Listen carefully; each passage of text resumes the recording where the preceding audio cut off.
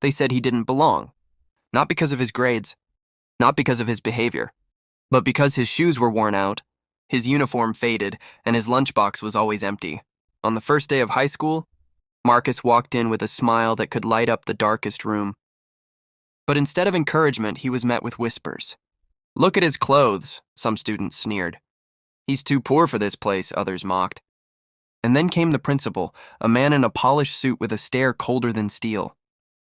He looked Marcus up and down like he was dirt on polished shoes.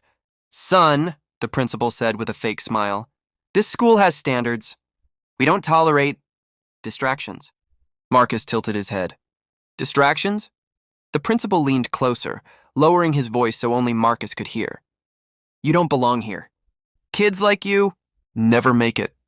That day, in front of everyone, Marcus was expelled. Expelled not for failing, not for fighting, but for being poor. The crowd laughed. Marcus walked away in silence, tears burning his eyes. But deep inside, he whispered a promise to himself. "One day, I'll come back.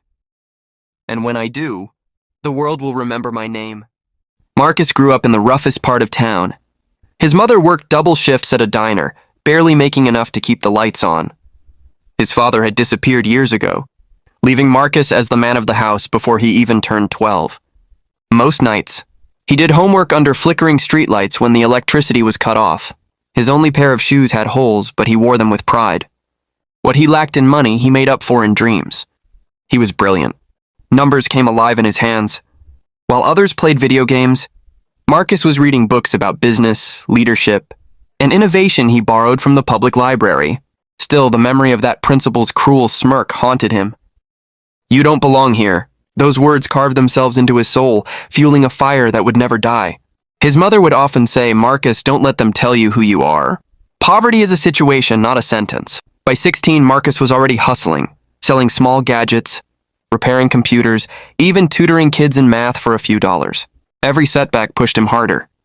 When other kids gave up, Marcus kept moving. He didn't just want success. He wanted to prove that the boy they expelled for being poor was destined for greatness. Years passed.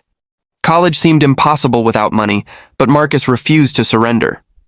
He applied for every scholarship he could find. Nights turned into mornings as he worked odd jobs, washed dishes, and coded websites for small businesses. One day, he got a rejection letter from a scholarship board. The reason? Insufficient financial background. The irony cut deep. Too poor for school. Too poor for scholarships. But Marcus didn't break. He built. With a borrowed laptop, he started a small online business selling secondhand electronics. It grew fast. By 21, he was running multiple ventures, each one bigger than the last. Investors started noticing. His name spread. Yet despite the millions coming in, Marcus never forgot that day. The humiliation, the laughter, the principal's words, and then fate set the stage. Years later, the very school that expelled him sent out an invitation. They were hosting a fundraiser to save the school from financial collapse. They wanted successful alumni to attend. The irony was delicious.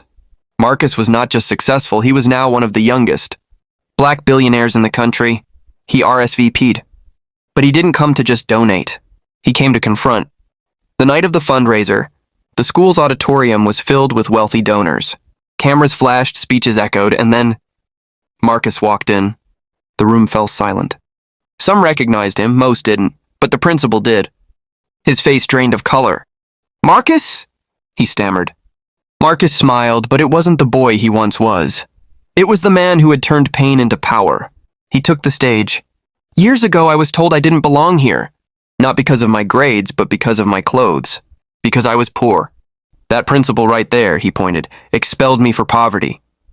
Gasps filled the room. The principal squirmed in his chair. "But today," Marcus continued, "I return not as a broken boy, but as the man you said would never make it. And tonight I'll buy this entire school, not because I need it, but because no child should ever feel worthless for being poor." The crowd erupted in applause. Cameras flashed. The principal lowered his head in shame. Marcus bought the school, but instead of tearing it down, he rebuilt it. He gave scholarships to kids from poor families, ensuring no child would be expelled for circumstances beyond their control.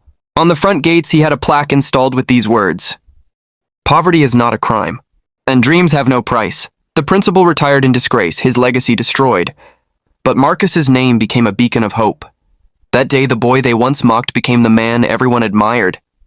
And every student who walked through those gates knew, dignity isn't given by wealth, it's earned by courage. What about you? If someone told you that you didn't belong because of your background, would you fight to prove them wrong? Or walk away?